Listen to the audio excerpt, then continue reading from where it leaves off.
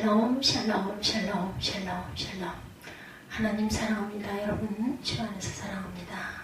여호수아 13장 말씀 함께 은혜를 나눕니다. 1절에서 33절까지 있습니다. 오늘 제목은 나의 영원하신 기업. 네. 여호와께서 그들의 기업이 되게 하심을 하더라. 레위 지파에게는 그저 땅을 따로 주지 않았죠. 이런 말씀으로 하나님과 은혜를 함께 나눈 저와 여러분 되시길 바랍니다. 나의 영원하신 기업은 생명보다 귀하죠. 이 찬양 항상 아주 기뻐하는 찬양입니다. 여호수아서를 읽다 가장 집중력이 떨어지고 성경을 덮고 싶은 것이 바로 오늘 본문 13장이다 이런 이야기들을 많이 하시죠. 13장부터 요단강을 건너 가나안 땅에 진입하는 이야기, 그리고 여리고를 무너뜨리고 아이성을 정복한 이야기, 가나안 서편의 남부와 남부지역의 강력한 연합군과의 전쟁에서 당당하게 승리하는 이야기를 읽다 보면 요단강이 갈라지는 것처럼 자신의 앞길이 열릴 것 같은 환상이 잠기고 여리고처럼 꽉 잠긴 문제들이 무너질 것 같은 희망이 보이기도 하고, 아무리 어렵고 힘겨운 일이 닥쳐도 반드시 승리할 수 있다고 하는 용기가 생깁니다. 적어도 신령을 읽을 때까지는 그런 흥분이 쉽게 사그라지지가 않죠. 그런데 13장에 들어서면서부터는 지루하게 이어지는 흥분배 이야기가 성경을 읽는 사람들의 집중력을 떨어뜨리기에 충분합니다. 하지만 역설적으로 여호수아 13장부터가 우리나라 사람들이 가장 좋아하는 말씀, 땅 좋아하죠. 우스운 이야기지만 우리나라 사람들이 땅을 너무 좋아하기 때문이죠. 우리나라 사람들만큼 땅에 대한 애착심이 강한 민족도 없을 것입니다. 땅 때문에 다투는 일도 많고, 땅 때문에 망하는 경우도 많고, 땅을 제일 중요한 부의 상징으로 여기는 관계로 땅 이야기만 나오면 관심을 갖게 되죠. 오늘 읽은 13장부터는 각 지파별로 땅을 분배하고 또 소유하는 이야기입니다. 이제 가나안의 실제적인 주인이 되는 거죠. 가나안 땅에 대한 주권을 선포하죠. 그러므로 땅을 좋아하는 우리에게 13장의 말씀부터가 가장 재미있는 장면일 수가 있다는 거죠. 근데 우리뿐만 아니라 이 말씀이 이스라엘 백성들에게는 이것은 그들이 하나님으로부터 받은 기업, 유산이 적힌 등기부 등본과 같은 아주 소중한 자료가 되는 거죠. 아주 오래전 하나님께서 아브라함에게 내가 이 땅을 네 자손에게 주리라, 창세기 12장 7절에 이렇게 말씀을 하십니다. 그 언약이 성취가 되는 거죠. 가나안을 정복하고 분배를 시작한 오늘 본문을 통해서 우리가 들을 수 있는 하나님의 음성은 과연 무엇일까? 1절을 읽어보면 나머지도 책임져 주시겠다라고 말씀하죠. 13장 1절. 여호수아가 나이가 많아 늙으며 여호와께서 그에게 이르시되 너는 나이가 많아 늙었고 얻을 땅이 매우 많이 남아있도다. 이 남은 땅은 이러하니 블레셋 사람의 모든 지역과 그것을 족속의 모든 지역, 이로 쭉 그 이후의 땅들에 대한 이야기를 펼쳐주시죠. 애굽의 10월 시내에서부터 가나안 사람에 속한 북쪽 에그론 경계까지와 블레셋 사람의 5 통치자들의 땅, 곧 가사 족속과 아스돗 족속과 아스글론 족속과 가드 족속과 에그론 족속과 남쪽 아위 족속의 땅과 가나안 족속의 모든 땅과 시돈 사람에 속한 무아라와 아모리 족속의 경계 아벳까지와 이렇게 말씀합니다. 나머지도 내가 책임을 져주겠다.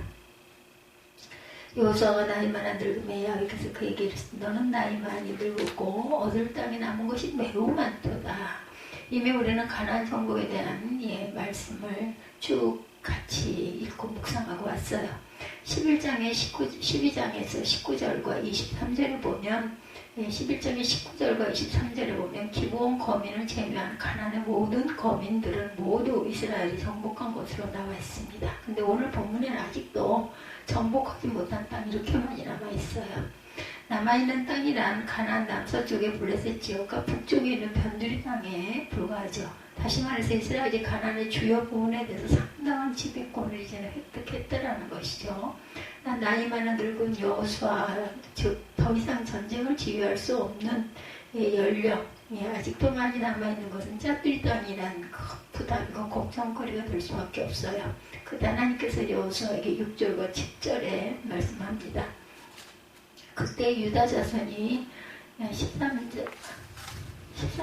6절과 7절이죠. 네, 6절과 7절. 또 레바논에서부터 미스르 못 마임까지 산지에 모든 주민고 모든 시돈 사람의 땅이라 내가 그들을 이스라엘 자손 앞에서 쫓아내리. 너는 내가 명령한 대로 그 땅을 이스라엘에게 분배하여 기업이 되게 하되 너는 이 땅을 9지파와 므낫세 반지파에게 나누어 기업이 되게 하라 하셨더라. 이렇게 말씀합니다. 아직 정복하지 못한 남은 땅의 사람들도 쫓아내고 그 땅들을 이스라엘 백성들에게 주시겠다라는 거죠. 저는 이 말씀에 나머지도 책임져 주려는 뜻으로 해석합니다. 1절 너는 나이 많은 들고 얻을 땅이 남은 것이 매우 많도다. 6절 내가 그들을 이스라엘 자손 앞에서 쫓아내리니. 예, 즉 여호수아는 나이가 많아 더 이상 남은 땅을 정복할 능력이 없지만 그러나 나 야훼 하나님은 영원히 살아계신 분이시죠. 그 능력이 하나님께서 친히 이루어주겠다 하십니다. 언제부턴가 비슷한 주제의 설교가 계속된다는 것을 눈치를 채는 사람은 깨달았을 것입니다. 하나님의 경례에 귀 기울이라. 하나님의 방법이라. 하나님의 능력을 신뢰하라. 오늘은 하나님이 책임져 주신다. 계속해서 반복되는 설교를 왜 하고 있다고 생각하십니까? 바로 우리의 문제이기 때문입니다. 몇 달 전 프랑스 미술가 협회에서 올해 가장 멋진 그림의 수상자로 프란시스 모도론이라는 사람을 선정했다고 합니다. 그런데 이 사람은 양손이 없는 장애인이에요. 손으로 붓을 잡을 수 없는 그는 팔에 나무선을 끈으로 묶어서 그림을 그립니다. 근데 그 그림은 정상인들이 그린 그림보다 예술성과 색채 구성 그리고 색채에 담긴 상징성이 탁월하다는 평가와 함께 수상자가 된 것입니다. 그는 시상식에서 이렇게 말합니다. 저는 손이 없다고 생각해 본 적이 없습니다. 제 호흡이 있는 한 이 나무선으로 인생의 아름다움을 그리겠습니다. 그는 양손이 없는 것을 인생의 한계로 여기지 않았어요. 그 한계를 뛰어넘어서 승리자가 됩니다. 우리가 살다 보면 전후좌우와 아무리 살펴보아도 뾰족한 해결 방법이 없는 문제에 봉착할 때가 있어요.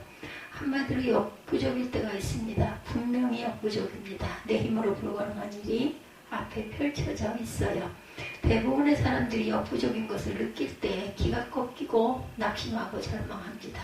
가만히 보면 그렇게 복잡한 문제가 아닌데 싸워보지도 않고 일찍부터 포기하는 사람들이 있어요. 왜 그렇게 쉽게 포기를 하는가? 분석해보면 그들은 자기 나름대로 정해놓은 한계가 있다는 것이죠. 자기가 정해놓은 한계점에 이르면 더 이상 도전해보려고 하지 않아요. 왜 그 이상은 가보지 않았습니까? 혹시 실패하지 않을까? 더 나쁜 일이 생기면 어떻게 하나 하는 염려들 때문에 더 이상 발전하지 못한다는 거죠.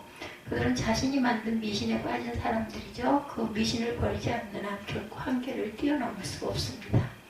역부족이라고 느낄 때 인생의 한계가 느껴질 때 결코 기가 꺾이거나 포기하지 마시기 바랍니다. 그것은 세상이 정한 한계고 내 자신이 정한 한계일 뿐이에요. 하나님의 능력은 어떤 한계도 초월하는 하나님이시죠. 그러므로 하나님의 능력 아래 서 있는 백성들은 한계에 눌려있지 말고 하나님께서 능력 주시면 얼마든지 한계를 뛰어넘을 수 있다는 의식으로 무장해야 합니다. 내가 못하는 나머지는 하나님께서 책임져 주시라는 믿음으로 당당하게 일어서시기 바랍니다. 여러분의 한계에 넘어있는 아직 정복하지 못한 땅을 보게 될 것이고 새로운 인생이 개척될 것입니다. 이미 받은 축복을 더 우리는 누려야 되죠. 7절에 너는 이 땅을 9지파와 므낫세 반지파에게 나누어 기업이 되라 하라 하셨더라. 이렇게 말씀하죠. 나이 많은 늙은 여호수아가 해야 할 마지막 사명은 이스라엘의 각 지파에게 그들이 정복한 가나안 땅을 분배하는 일이었어요. 하나님이 아브라함과 약속하신 대로 가나안 땅을 기업으로 나누고 누리게 하시는 거죠. 르우벤 지파와 갓 지파와 므낫세 반쪽 지파는 이미 요단강을 건너기 전에 아모리 땅의 사람의 땅과 바산 땅을 기업으로 받은 바 있었습니다.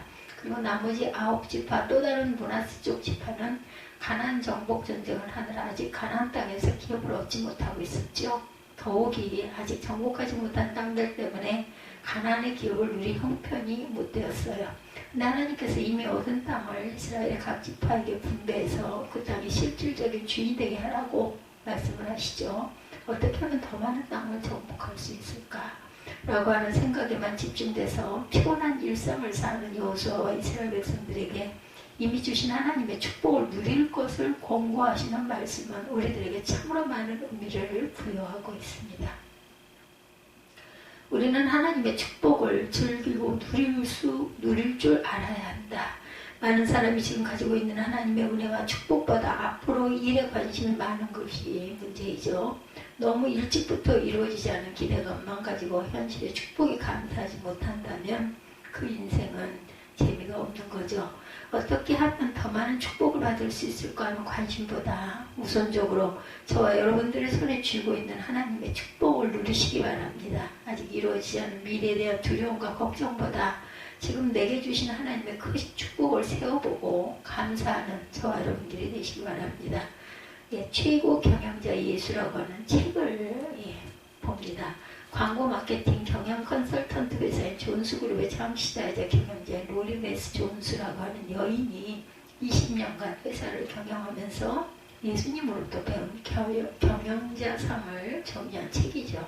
이 책 54페이지부터 예수님은 항상 축제 상태에 계셨다라고 하는 테마가 있는데 예수님은 탄생에서부터 축제를 시작하여 언제나 축제 삶을 사셨다고 합니다. 실제적으로 바리새인들이 예수님을 향해서 먹기를 탐하는 자로 핀잔을 놓으신 적이 있죠. 만약에 예수께서 앞으로 당신께서 십자가에 죽으실 일에 대해서만 근심하고 걱정하셨다면 예수님이 가시는 곳은 얼마나 그저 암울하고 어둡고 희망이 없었겠죠. 예수님은 매일매일의 삶에 임하고 있는 하나님의 축복에 감사하셨고 최선을 다해 누리셨어요. 근데 우리들은 자신이 가지고 있는 자신이 받은 축복보다 다른 사람들이 가지고 있는 것에 관심이 많습니다. 남들이 가지고 있는 것이 내 것이 될 수는 없어요. 남들과 똑같아질 수도 없습니다. 그런데 남들이 가진 것을 내가 가져야 하고 남들과 같지 않으면 소외감을 느끼는 것에서부터 문제가 시작된다라는 것. 바로 그때 사단이 역사를 하죠. 자꾸 우리의 눈을 남의 것에 관심 갖게 하고 자꾸 우리의 귀를 남의 소리에 가까이 가게 만듭니다. 이런 사람들은 주어진 축복마저 빼앗기는 불행에 빠지기 쉽습니다. 이것이 아담과 하와의 실수예요. 아담과 하와가 자신들이 누리고 에덴 동산의 온갖 축복보다 마귀가 보여주는 선악과에 관심을 갖게 되므로 타락하게 됩니다. 오늘 이것은 우리에게도 적용이 되죠. 남들이 받은 축복이 중요하지 않습니다. 하나님께서 지금 나에게 주신 축복이 중요하죠. 유대인들의 비극은 무엇이에요? 그들은 언제나 무거운 율법의 짐을 지고 허덕이며 살아가고 있다라는 것이죠. 하나님을 믿었지만 언제나 율법을 지키지 못하면 정죄와 심판을 당할 걱정에만 사로잡혀서 하나님이 주시는 영적인 축복을 누리지 못합니다. 예수께서 구세주로 이 세상에 오셨건만 그들은 계속해서 다윗의 영광만 부르짖고 예수께서 주시는 참된 구원의 기쁨을 놓치고 말았던 거죠. 하나님의 구원받고 선택받은 민족이라는 자긍심은 있었으나 구원의 기쁨을 누리지 못하는 불행한 존재들입니다. 축복을 받은 사람들의 공통점은 무엇일까요? 여러분들 자신에게 주어진 하나님의 축복을 감사함으로 누렸던 사람들이라는 겁니다. 여러분에게 지금까지 베푸신 하나님의 은혜와 복을 즐길 수 있기 바랍니다. 저는 개인적으로 로마서 8장 1, 2절의 말씀을 아주 좋아합니다. 그러므로 그리스도 예수 안에 있는 자들에게는 결코 정죄함이 없나니 이는 그리스도 예수 안에 있는 생명의 성령의 법이 죄와 사망의 법에서 너를 해방하였습니다. 예수 믿으면 아멘. 아멘. 예수 믿고 구원받는 우리들은 참 자유인들입니다. 아멘. 예수 안에서 주신 하나님의 은혜와 축복을 누리는 참 자유자라는 것이죠. 구원의 축복을 자유롭게 누릴 수 있는 사람이 진정한 그리스도인입니다. 진정한 그리스도인은 세상의 가치에 흔들리지 않습니다. 세상의 기준에 따라 미혹당하지도 않습니다. 무엇을 얼마나 많이 소유했는가에 따라 행복을 승리를 결정하지 않죠. 진정한 그리스도인은 예수 안에서 구원받고 영생을 얻은 감격과 기쁨 때문만이라도 행복하고 즐거워합니다. 하나님의 축복은 어느 무엇과도 비교할 수 없죠. 예수 안에서 하나님이 주신 축복들을 기쁨으로 누리고 그것으로 행복할 수 있을 때 새로운 은혜와 축복은 계속 임하게 될 줄 믿습니다. 세 번째, 여호와가 너의 영원한 분깃이다.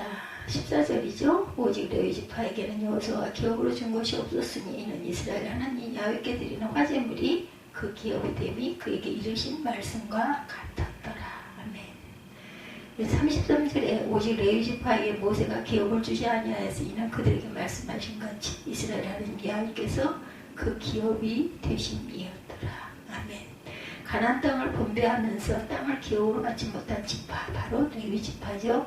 레위 지파는 야훼께 드리는 화제물을 유업으로 받습니다. 민수기 18장 20절에 보면 여호와께서 아론에게 이르시되 너는 이스라엘 자손의 땅에 기업도 없겠고 그들 중에 아무 분깃도 없을 것이나 나는 이스라엘 자손 중에 내 분깃이요 내 기업이니라 이렇게 말씀하시죠.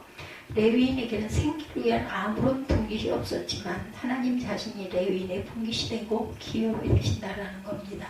레위인들은 레위 지파는 제사장 지파며 성전 예배 모든 일을 관장하는 지파죠. 땅의 일이 아니라 하늘의 일을 맡은 사람들입니다. 그러므로 하나님께서 그들의 삶을 책임져 주셔요. 그래서 우리는 아주 중요한 사실을 발견할 수 있습니다. 우리가 세상에서 누리고 있는 많은 물질적인 축복들보다 야훼 하나님 그분이 가장 크고 놀라운 우리의 유업이 되신다는 것이죠. 그렇다고 해서 레위 지파 외에 이스라엘 백성들이 가나안 땅을 유업으로 하는 것이 무가치하다는 것은 절대로 아니죠. 하나님께서 온유한 자에게 땅을 주시겠다고 했어요. 땅을 소유하는 것, 물질을 누리는 것, 신앙의 눈으로 하나님이 주시는 가나안 땅은 분명히 축복이었습니다. 그러나 하나님께서 주시는 선물보다 야훼 하나님 그분 자체를 더욱 소중하게 여기는 것이 축복을 받는 우리 그리스도인들의 올바른 그러한 자세라는 거죠. 열왕기상 8장에 보면 솔로몬이 성전을 건축하기를 마치고 봉헌식 기도를 드릴 때 백성들을 축복하는 장면이 나오죠.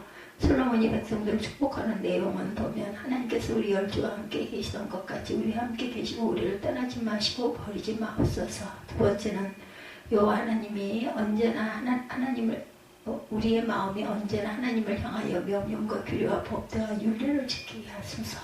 세 번째, 하나님만이 온 세상의 주 되신 것을 알게 하소서였어요. 백성들에게 땅을 달라는 이야기, 명예를 달라는 이야기는 하나도 없습니다. 오직 하나님을 구하고 있어요. 하나님이 이 백성들의 주가 되셔서 영원히 함께 계시기를 간구합니다. 이것이 우리들의 축복이죠. 하나님은 세상의 보기보다 중요한 분이십니다. 하나님은 명예보다 중요하시고 우리의 행복 자체이시죠. 정말 예수를 우리의 유업으로 분깃으로 받고 감사할 수 있는 백성들이 되어야 할 것입니다. 그러나 불행하게도 우리는 그렇게 성숙한 신앙을 가지지 못했어요. 주 예수보다 더 귀한 것은 없다고 찬송하지만 사실은 세상의 부귀와 영화, 땅과 명예를 더 좋아하고 그것을 온통 정신을 잃고 살아가고 있습니다. 예. 어느 교회에 목사님이 쓴 기독교 안의 부속신앙이라는 칼럼을 읽으면서 공감을 했어요. 기독교인들이 복을 해석하는 기준이 성경 중심이 아니라 세속적인 기준을 따르면서 돈을 잘 벌고 몸이 건강하고 재난을 당하지 않아야 하나님의 복을 받는 삶이라는 사고가 그리스도인들을 지배하고 있어서 어떤 문제가 생기면 낙심하고 절망하게 된다는 것입니다. 하나님의 나라가 우리 가운데 임하는 것이 진정한 복이죠. 예수께서 그 땅의 사역을 마치시고 하나님께로 가시기 전에 제자들에게 내가 너희를 고아와 같이 버려두지 아니하고 너희에게 오리라 약속을 하십니다. 그 약속대로 성령이 오셨고 성령께서 우리의 삶에 언제나 동행하시고 지키시고 돌보아주시죠. 제가 하나님의 나라를 우리의 심령에 세우신 것입니다. 이것이 가장 귀하고 큰 축복이죠. 이것이 나의 유업이고 내가 받은 분깃입니다. 그렇게 우리는 이렇게 노래할 수가 있죠. 나의 영원하신 기업 생명보다 귀하다. 여러분들에게 질문합니다. 예수 믿으면 아멘 하십시다. 그렇다면 여러분은 자신의 신앙에 대하여 자신 있으십니까? 여러분들이 믿는 예수가 부끄럽지 않으십니까? 여러분들이 붙잡고 있는 십자가가 귀하십니까? 문제가 생기면 이것저것 기쁘리고 축복을 동량하는 불쌍한 인생이 되지 마시기 바랍니다. 레위인들처럼 야훼 하나님께서 나의 분깃이고 기업이십니다 라고 고백하고 매일매일의 삶 속에 녹아있는 하나님의 은혜와 축복을 누리고 살아가시기를 주님의 이름으로 축복합니다. 오늘은 여호수아 13장 1절에서 33절의 말씀, 야훼께서 그들의 기업이 되심이었더라, 이러한 제목으로 함께 은혜를 나눴습니다. 오늘도 승리하시기를 주님의 이름으로 축복합니다.